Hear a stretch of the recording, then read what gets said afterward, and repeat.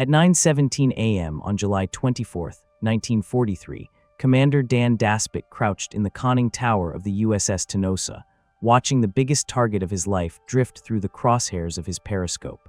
The ship was the Tonin Maru No. 3, a 19,000-ton Japanese tanker that looked less like a ship and more like a floating city. It was a prize that could make a captain's career or end the war a week early. This single vessel was carrying enough crude oil to fuel the Japanese combined fleet for a month. It was sitting dead in the water, engines disabled, drifting slowly west of Truk Atoll. Daspit had already crippled it with a lucky shot from long range earlier that morning, damaging its rudder and propeller. Now, the monster was helpless. It was the kind of set-up submarine commanders dreamed about during their academy days at Annapolis. A stationary target, broadside, perfectly illuminated by the morning sun, zero escorts. It was not a battle, it was an execution. Daspit was a cool, mathematical operator, a man who treated submarine warfare with the precision of a surgeon.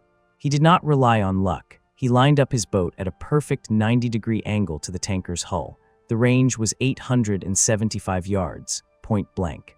In the world of naval ballistics, this is what is known as a can't-miss solution. The target filled the entire scope. Daspit ordered his crew to fire. He sent 2 torpedoes streaking toward the steel wall of the tanker. The crew held their breath, counting down the seconds on the stopwatch. They felt the thrum of the fish leaving the tubes.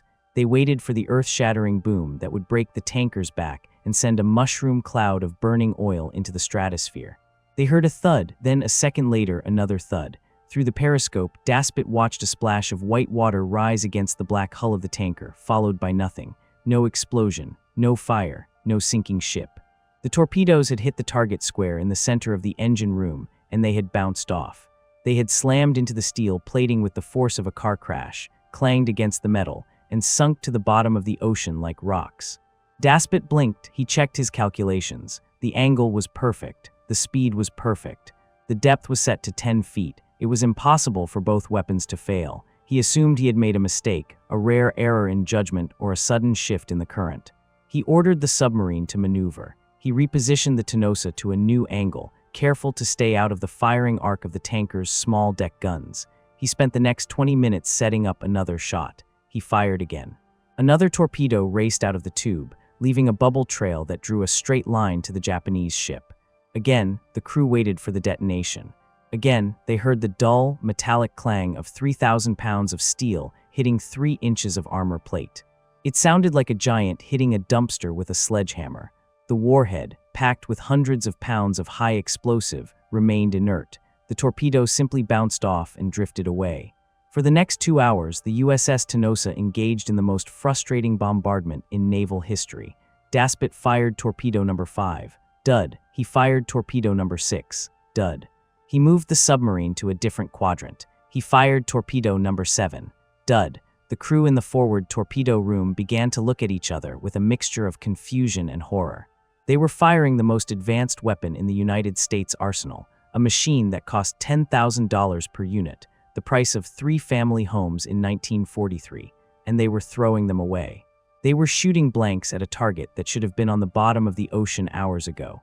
Daspit was no longer hunting. He was conducting a science experiment. He realized that something was fundamentally broken in the weapon itself. He ordered his men to check and recheck every setting. They opened the inspection plates on the remaining torpedoes. They verified the gyro settings. They verified the depth engines. They verified the exploder mechanisms. Everything was technically perfect. Daspit decided to try every possible angle. He fired from the bow. He fired from the stern. He fired from acute angles. He fired from oblique angles. By noon, he had fired 15 Mark 14 torpedoes at the Tonin Maru. According to his observations and the acoustic reports from his sonar man, 12 of them had hit the hull. Not a single one had detonated. The Japanese crew on the tanker had stopped panicking and started watching. They lined the rail of their disabled ship, watching the white trails approach, bracing for the impact, and then watching the American torpedoes float harmlessly away. It was a humiliation that burned sharper than any wound. Daspit was down to his last torpedo. He looked at the single remaining metal tube sitting in the rack. He made a decision that would change the course of the Pacific War. He would not fire it. If he fired it, it would just be another piece of evidence sinking to the bottom of the Truk Lagoon. He needed proof. He ordered his men to secure the 16th torpedo. They were taking it home.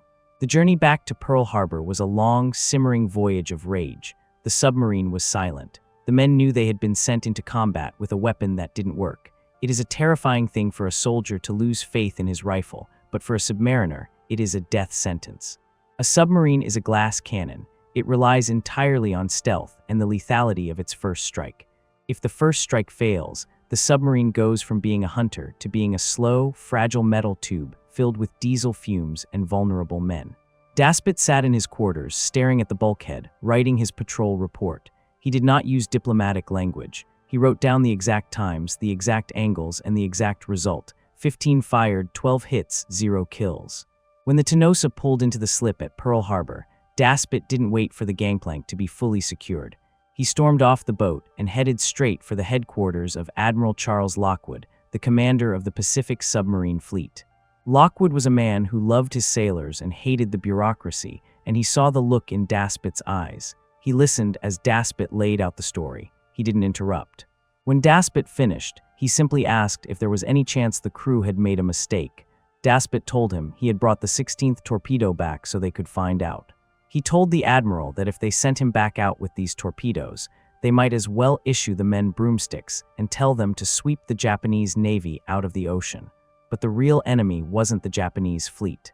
It was the Bureau of Ordnance in Washington, D.C. This organization, known as BU-ORD, was responsible for designing and building the Mark 14 torpedo. They were an insulated club of engineers and career officers who believed that mathematics on a piece of paper was more real than what happened in the Pacific Ocean. For 2 years, submarine captains had been sending frantic messages to Washington screaming that the torpedoes were defective. They ran too deep. They exploded prematurely. They didn't explode at all. Washington's response was always the same. The torpedo is perfect. The problem is you. The Bureau of Ordnance sent memos back to the combat zone claiming that the submarine captains were incompetent. They claimed the men were calculating the speed of the targets wrong. They claimed the sonar operators were hearing things. They claimed the captains were firing from too far away, or too close, or with the wrong magnetic inputs. They gaslighted an entire fleet. They treated seasoned combat veterans like cadets who had failed a math test. They pointed to their controlled tests in Newport, Rhode Island, where the torpedoes performed flawlessly in calm water against stationary nets. The Mark 14 was supposed to be a wonder weapon. It was developed in secrecy during the Great Depression. It was designed with a magnetic exploder, a device that sensed the magnetic field of a steel ship and detonated the warhead underneath the keel. This was the backbreaker theory. An explosion under the ship would create a gas bubble that would lift the ship out of the water and snap it in half. It was a brilliant idea that had one major problem. It didn't work. The Earth's magnetic field varied depending on where you were on the planet. A torpedo calibrated in Rhode Island was useless in the equator, but Daspit's problem wasn't the magnetic exploder. He had turned that off. He was using the contact exploder, the firing pin. This was the simplest part of the weapon. It was just a trigger that got smashed when the torpedo hit something solid. It was the mechanical equivalent of a doorbell. If you push the button, the bell rings. Washington insisted that the contact exploder was foolproof. They had tested it by dropping concrete-filled dummy warheads down a chute against a steel plate. It had worked every time. Lockwood took Daspit's report and sent it to Washington. The reply from the Bureau of Ordnance was swift and condescending. They dismissed the Tenosa incident as a statistical anomaly. They suggested that perhaps Daspit had been shooting at a ship with a shallow draft and the torpedoes had gone under it. They ignored the fact that the torpedoes had made a metallic, clank sound. They told Lockwood to stop making excuses for his captains and to discipline his men for wasting ammunition. They essentially told the admiral that the men who were risking their lives every day were liars. Lockwood had had enough. He looked at the single torpedo Daspit had brought back, the one weapon that hadn't been fired. He realized that arguing with Washington was like trying to teach a cat to do algebra. They would never admit they were wrong as long as the tests were happening in their labs, under their rules. Lockwood decided to go rogue. He called his maintenance crews and ordered them to take the warhead to the submarine base cliffs. They weren't going to send it to a lab. They were going to conduct a test that would be impossible to ignore. They were going to replicate the violence of combat right there in the harbor. The Bureau of Ordnance had designed the Mark 14 to be a complex, elegant machine. It was packed with tiny gears, springs, and levers, all machined to tolerances of 1/1000th of an inch. It was a watchmaker's dream. But war is not a place for watches. It is a place for hammers. The experts in Washington had forgotten that when a torpedo hits a battleship at 46 knots, the physics change. Metal acts like liquid. G-forces spike to levels that rip standard machinery apart. Daspit had a theory. He believed the torpedo was actually too perfect. He believed that when it hit a target dead-on, a perfect 90-degree shot, the forces were jamming the mechanism. The better the shot, the higher the failure rate. It was a paradox that only a man who had watched 12 perfect shots bounce off a hull could understand. Lockwood and Daspit stood on the dock, looking at the torpedo. They were about to destroy a $10,000 piece of government property without authorization. If they were wrong, they would be court-martialed for destruction of resources and insubordination. If they were right, they would expose a scandal that had cost thousands of American lives.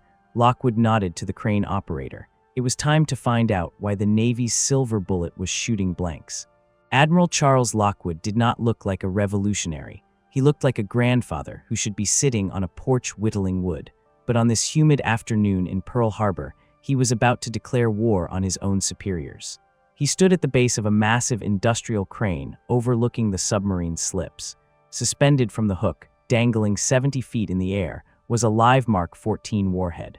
It was stripped of its explosives and filled with concrete to match the exact weight of a combat load. Below it, resting on the dock, was a solid plate of armor steel taken from a scrapped warship. Lockwood had gathered his staff, his engineers, and the furious Commander Daspit to witness the trial.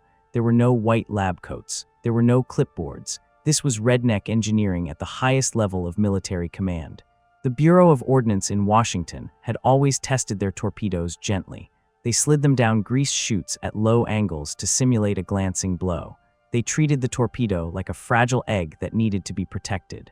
Lockwood knew that combat was not gentle.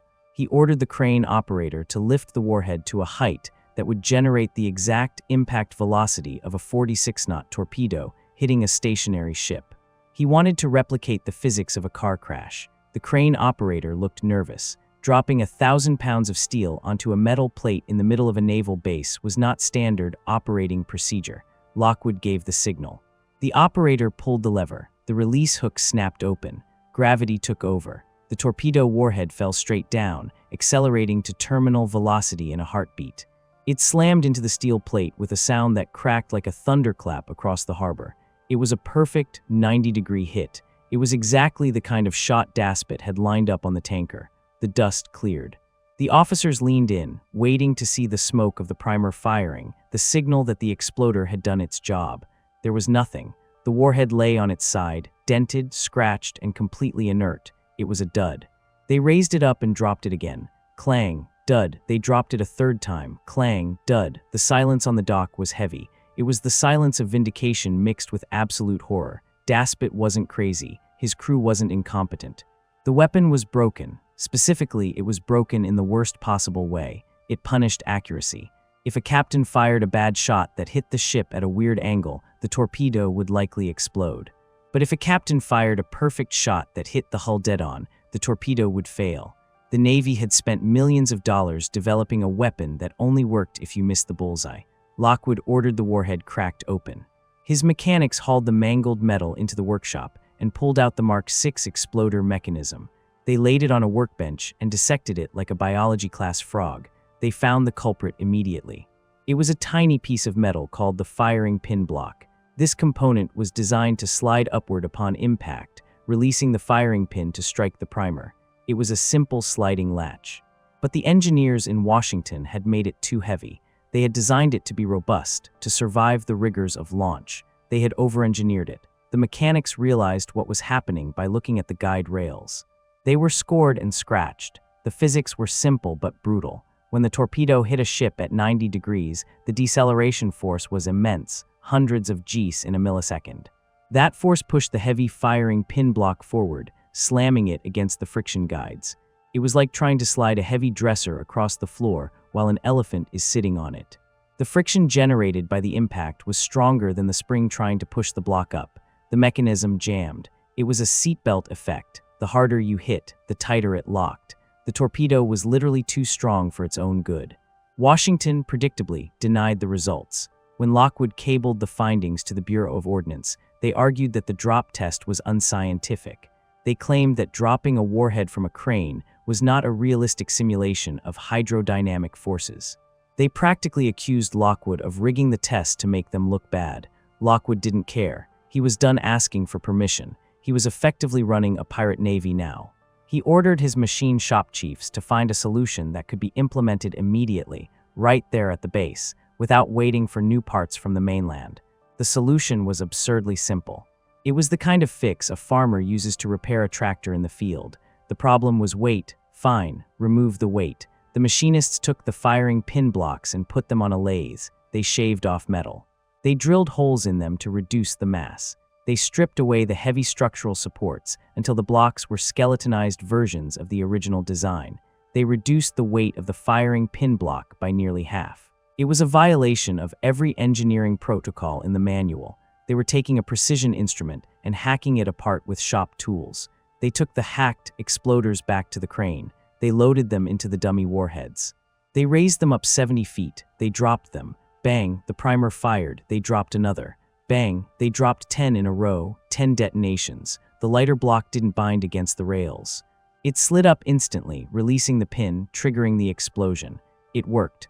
Lockwood issued a fleet-wide order. Every submarine in the Pacific was to modify their torpedoes immediately. The Pearl Harbor hack was official policy.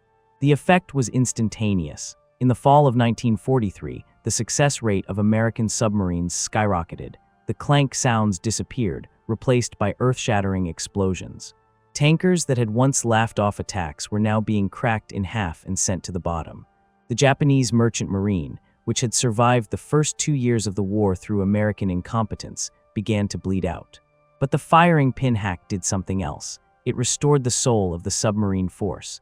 Commanders who had become timid, afraid to waste their shots, suddenly became aggressive again. They knew their weapons would work. And among these re-energized hunters was a man named Commander Eli Reich. Eli Reich was not a scientist like Daspit. He was a brawler. He was one of the few men in the Pacific who carried a personal grudge that went back to the very first week of the war. In December 1941, Reich had been at the Cavite Navy Yard in the Philippines when the Japanese bombers arrived. He had watched his submarine, the original USS Sealion, get pounded into scrap metal while it was still tied to the pier. He had been forced to scuttle his own boat, detonating charges to sink her so the Japanese couldn't capture the hull. He had retreated into the jungle, fighting as an infantryman before being evacuated. He had lost his ship, his crew's home, and his pride. Now in 1944, Reich was back. He was commanding a new submarine, the USS Sealion II. It was a Ballo-class boat, a bigger, faster, deeper-diving predator than the old boat he had lost. Reich didn't just want to sink cargo ships. He wanted to hurt the Imperial Japanese Navy. He wanted to kill warships. And thanks to the firing pin hack, he finally had the teeth to do it. In early November 1944, the Sealion was patrolling the Formosa Strait. This was a narrow, dangerous strip of water between Taiwan and mainland China. It was a major artery for the Japanese fleet. But nature had decided to make the hunting ground a living hell. A massive typhoon was churning through the region. The winds were gusting to 70 knots. The waves were 40 feet high, rolling mountains of dark water that crashed over the submarine's conning tower even when they were surfaced. Visibility was near zero. The rain was flying sideways like buckshot. Most commanders would have submerged to 300 feet and waited out the storm in the quiet safety of the deep. It was impossible to see a target in this weather, let alone shoot one. The ocean was acting like a washing machine on the spin cycle. A torpedo fired in these conditions would have to fight through crosscurrents and wave troughs that could toss a 2-ton weapon around like a toothpick. But Reich stayed on the surface. He had a new piece of technology that Daspit didn't have in 43, radar. At midnight on November 21st, the Sealion's radar operator saw a glowing green blob on his screen. It wasn't a small dot, it was a massive smear of phosphorescence. Reich climbed into the conning tower, bracing himself against the violent roll of the ship. He looked at the radar plot. The contact was moving at 16 knots, too fast for a merchant ship in a storm. It was zigzagging, a defensive maneuver used only by warships, and it wasn't alone. There were 2 other large contacts and several smaller ones buzzing around them like angry hornets. Reich realized what he was looking at. It was a task force, and right in the center was a ship that returned a radar echo the size of a skyscraper. It was the IJN Congo. The Congo was not just a ship, it was a legend. It was the fastest battleship in the Japanese Navy, built originally by the British and upgraded into a high-speed killer. It had 14 inches of armor belt. It carried 8 14-inch guns that could hurl a shell the size of a Volkswagen over 20 miles. It was a floating fortress designed to fight other battleships. It was widely considered unsinkable by submarine attack. Its speed allowed it to outrun torpedoes, and its armor could shrug off anything but a catastrophic hit. Reich looked at the plot. He looked at the terrifying weather outside. He was outgunned, outrun, and outweighed by a factor of 20 to 1. He was bobbing in a cork float while a freight train bore down on him. A rational man would have noted the position and radioed for air support. But Reich wasn't thinking rationally. He was thinking about the first Sealion burning at the pier in Cavite. He was thinking about the years of retreating. He looked at his executive officer and gave the order. They were going to attack on the surface. Reich ordered the engines to full power. The Sealion surged forward, smashing through the wave crests, the diesels screaming as they fought the gale. He had to get ahead of the battleship to set up an ambush. It was a race against geometry. The Congo was moving fast, cutting through the storm with the arrogance of a leviathan. Reich pushed his boat to the breaking point. Rivets groaned. Men were thrown out of their bunks. The galley dishes shattered. But inch by inch, the Sealion clawed its way into a firing position. At 2:55 a.m., Reich had his solution. The Congo was 3,000 yards away. In clear water, 3,000 yards is a long shot. In a hurricane, it is a Hail Mary. The waves were so high that the target was disappearing behind walls of water every few seconds. Reich had to time his shot so the torpedoes wouldn't slam into a wave face and detonate prematurely. He had to trust the solution, and more importantly, he had to trust the hack. He was about to fire a spread of torpedoes at the thickest armor belt in the Japanese fleet. If the firing pins were still heavy, if the mechanism was still the factory standard Bureau of Ordnance design, the torpedoes would hit that armor and bounce off like hail on a tin roof. The Congo would turn its guns on him, and the Sealion would be erased from existence in a single salvo. Reich was betting his life, and the lives of his 80 men, on the fact that a machinist in Pearl Harbor had shaved enough metal off a firing pin block to make it work. "Open outer doors," Reich shouted over the roar of the storm. "Stand by forward tubes." The moment had arrived. The mockers in Washington were thousands of miles away, sleeping in warm beds. The experts were gone. There was only the storm, the battleship, and the hack. Reich waited for the Sealion to crest a massive wave, giving him a clear line of sight over the trough. Fire 1. The submarine lurched as the first torpedo kicked out of the tube. Fire 2, Fire 3. Reich sent 6 Mark 14 torpedoes into the black, churning water. 3 were aimed at the Congo. 3 were aimed at the second battleship in the formation, the Haruna. The fish streaked away, their wakes instantly swallowed by the storm.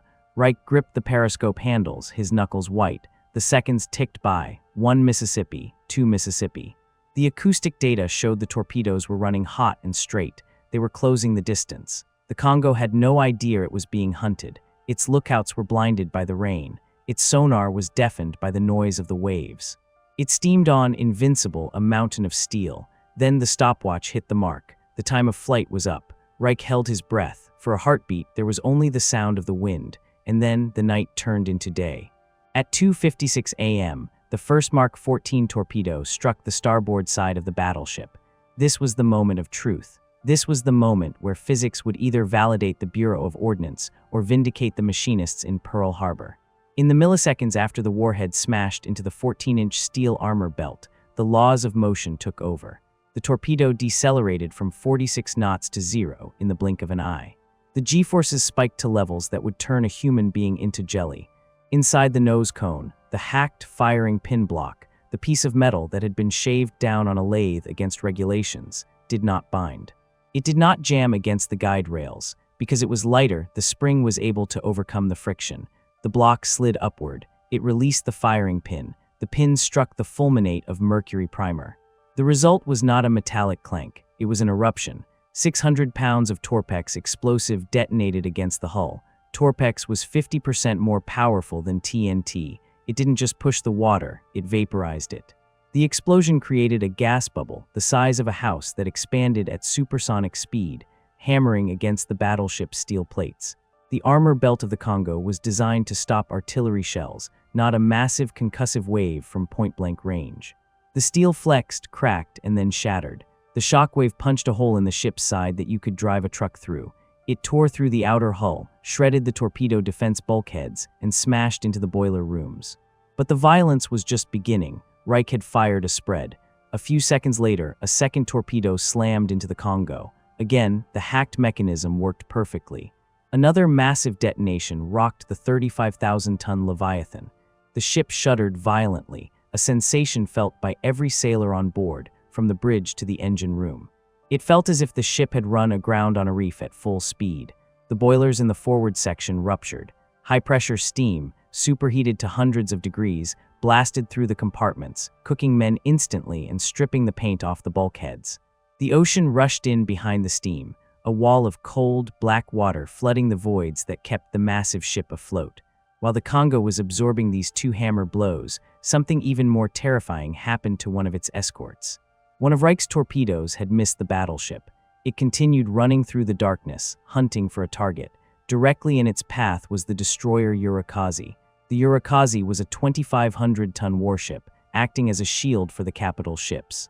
It never saw the torpedo coming. The weapon struck the destroyer directly amidships, right under the ammunition magazines. The Urukazi didn't just sink, it ceased to exist. The torpedo detonated the ship's entire supply of shells and depth charges simultaneously. The explosion was so massive it looked like a tactical nuclear weapon going off in the middle of the storm. A pillar of fire shot 2,000 feet into the air, turning the rain-swept night into a blinding orange noon. The steel hull of the destroyer was atomized. One moment, there was a ship with 250 men. The next moment, there was just a hole in the ocean filled with burning oil and debris. The Urukazi vanished from the radar screens of the other Japanese ships so quickly that they didn't even realize what had happened. It was there, and then it was gone. On the bridge of the Sealion, Reich and his crew watched the destruction with a mixture of awe and professional satisfaction. They had just broken the back of the enemy formation. But they couldn't stay to celebrate. The ocean was lit up by the burning destroyer, and the remaining Japanese escorts were waking up. They were angry, and they were looking for the assassin. Searchlights swept the manic waves. Star shells burst overhead, casting a pale, ghostly light over the storm-tossed sea. The destroyers began to turn, their sonar pinging the water, hunting for the submarine. Reich ordered the Sealion to come about. He didn't dive. Diving would make him slow, and in this weather, holding a precise depth was nearly impossible. Instead, he used the storm as his cloak. He kept the submarine on the surface, putting the burning wreckage of the Urukazi between him and the hunting destroyers. He ran at full speed into the teeth of the gale, letting the 40-foot waves hide his low silhouette.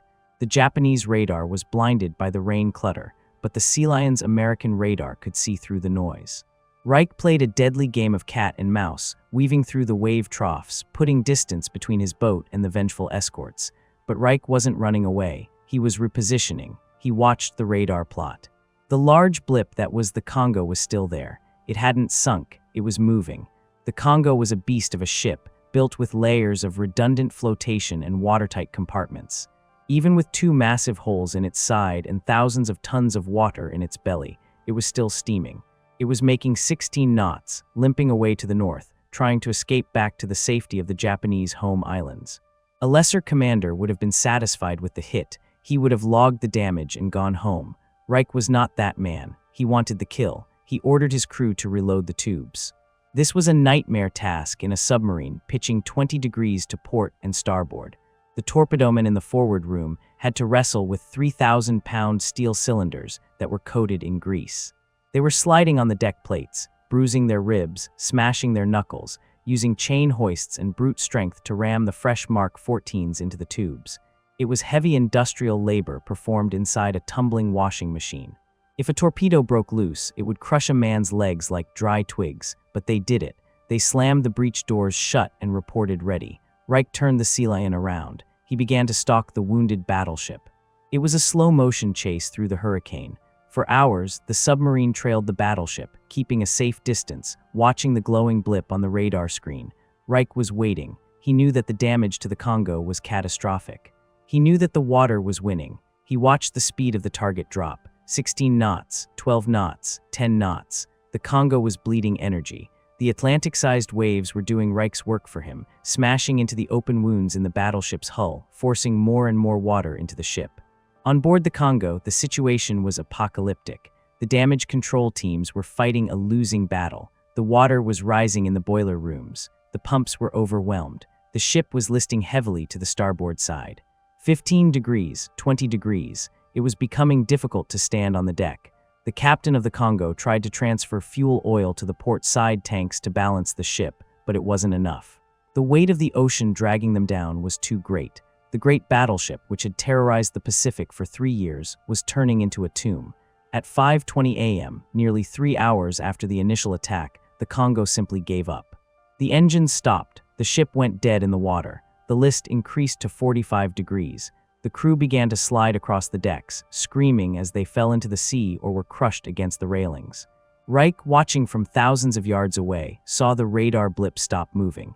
He closed in for the kill shot. He wanted to put one more torpedo into the beast to make sure it never sailed again, but he never got the chance.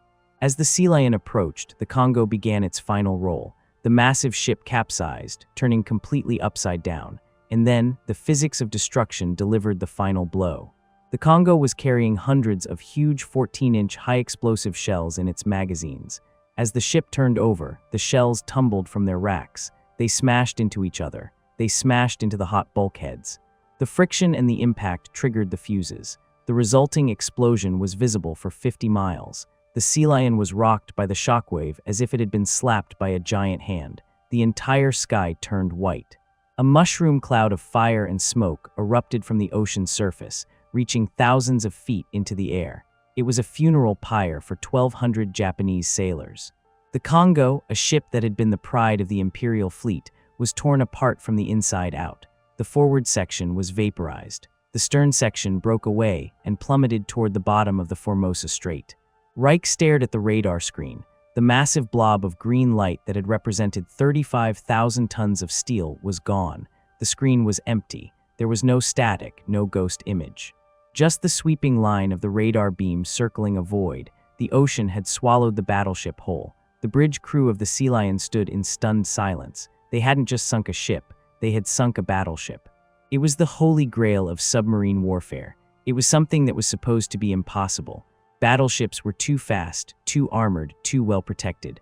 But the Congo was gone, sent to the bottom by a weapon that, just a year earlier, would have bounced off its hull with a pathetic clang. Reich didn't cheer, he didn't offer a speech. He simply ordered the navigator to mark the position. He knew exactly why they had won. It wasn't just bravery. It wasn't just the radar. It was the fact that somewhere in a machine shop in Pearl Harbor, a grease-stained mechanic had ignored the rulebook, ignored the experts, and shaved a few ounces of metal off a firing pin block. The hack had worked. The impossible shot had become the deadliest shot of the war. Reich turned the Sealion away from the grave of the Congo. The sun was beginning to rise over the storm-battered ocean. They had work to do. There were still targets in the water. But as the submarine slipped back into the patrol zone, every man on board knew that the world had changed. The era of the invincible battleship was over, and the era of the submarine, the true apex predator of the ocean, had fully arrived. When the USS Sealion limped back into port, the crew did not look like men who had just made history. They looked like coal miners returning from a double shift. They were unshaven, covered in diesel soot and smelling of sweat and hydraulic fluid. But beneath the grime, there was a vibration in the air. It was the electric hum of a crew that knew they were untouchable. When they docked, the intelligence officers came aboard with their clipboards and skepticism. They wanted to know about the radar contacts. They wanted to know about the strange echoes. Reich didn't argue. He simply pointed to the audio recordings from the sound room. The hydrophones had captured the unmistakable, terrifying sound of a battleship breaking apart underwater. It sounded like a skyscraper collapsing inside a tin can.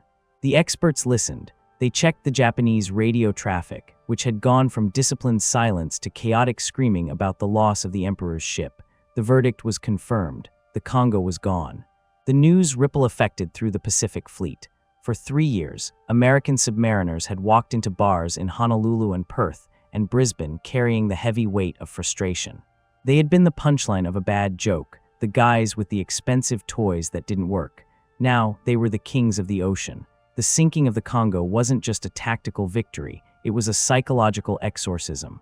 It proved that the Pearl Harbor hack, the unauthorized, grease-stained modification of the firing pin block, was the silver bullet they had been waiting for. The paranoia vanished. Captains stopped hesitating. They stopped aiming for soft spots on enemy ships. They started aiming for the throat. Washington never issued a formal apology. The Bureau of Ordnance never held a press conference to admit that their arrogance had cost American lives. There were no public firings of the admirals who had blamed the captains for the failures of the Mark 14. Instead, the bureaucracy did what it always does. It quietly adopted the fix and pretended it had been part of the plan all along. The modified firing pins became standard issue. The factories in the mainland retooled their lines to produce the lighter blocks.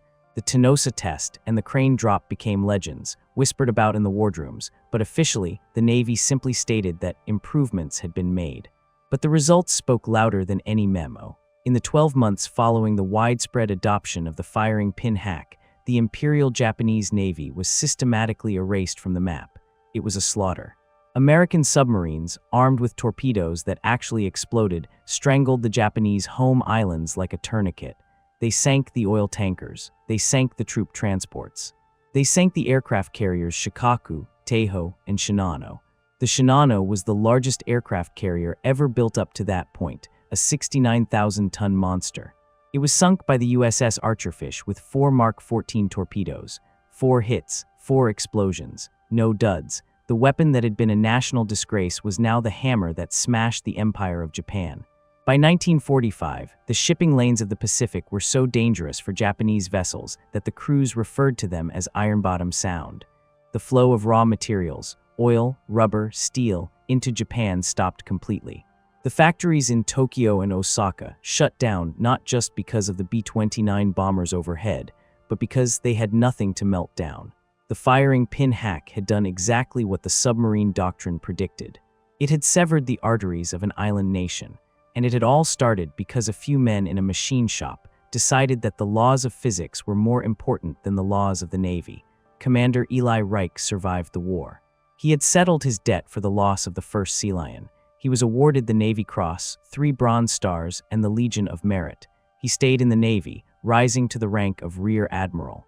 He was a Mustang, an officer who had started at the bottom and clawed his way up, and he never lost that edge. He spent the rest of his career fighting for the idea that equipment needs to work for the men in the field, not just for the men in the procurement office. He died in 1999, a legend in the submarine community, the man who killed a battleship in a hurricane. Commander Dan Daspit, the man who had fired 15 duds at the Tonin Maru and refused to stay silent, also had a long career. He wasn't the brawler that Reich was, he was the intellect. He commanded submarine divisions, worked in atomic energy, and eventually retired as a rear admiral. But his legacy wasn't in the medals on his chest. It was in the drop test. It was in the moment he stood on a dock in Pearl Harbor and told an admiral that the experts were lying. Daspit proved that in warfare, the most dangerous thing isn't the enemy, it's the refusal to admit you are wrong. His stubbornness saved thousands of American sailors who would have otherwise gone into combat with broken swords. The Mark 14 torpedo served on. It was used in Korea. It was used in the early years of the Cold War. It eventually retired, replaced by guided homing torpedoes that looked like spaceships compared to the old steam-powered fish. But the lesson of the Mark 14 remains the most important case study in military-industrial history. It is taught in engineering schools and war colleges as the ultimate example of confirmation bias. The Bureau of Ordnance believed their weapon was perfect, so they ignored the evidence. They believed their tests were reality, so they ignored the combat reports. It is a terrifying reminder that smart people can be stupid and powerful people can be blind. There is a museum display today that shows the inner workings of a Mark 14 torpedo. You can see the gyro, the fuel tank, the turbines. And if you look closely at the nose, at the Mark 6 exploder mechanism, you can see the firing pin block. It looks like a simple, machined piece of metal. It fits in the palm of your hand. It doesn't look like a weapon of mass destruction. But that tiny piece of steel, when it was too heavy, almost lost the war in the Pacific. And when it was shaved down by a few ounces, it sank the biggest ships on Earth. It serves as a monument to the mechanic, the machinist, and the grunt. In every war, there is a gap between the technology as it is designed and the technology as it is used. The soldiers, the sailors, the airmen, they are the ones who have to close that gap. They are the ones who weld armor onto their trucks, who tape magazines together, who modify their gear to survive. The firing pin hack was the ultimate expression of American ingenuity. It was the rejection of the idea that the experts know everything. It was the triumph of practical application over theoretical perfection. We tell these stories not just to look at cool explosions or list tonnage statistics. We tell them because men like Dan Daspit and Eli Reich are the reason we aren't speaking a different language today. They were individuals who faced impossible bureaucratic walls and smashed through them.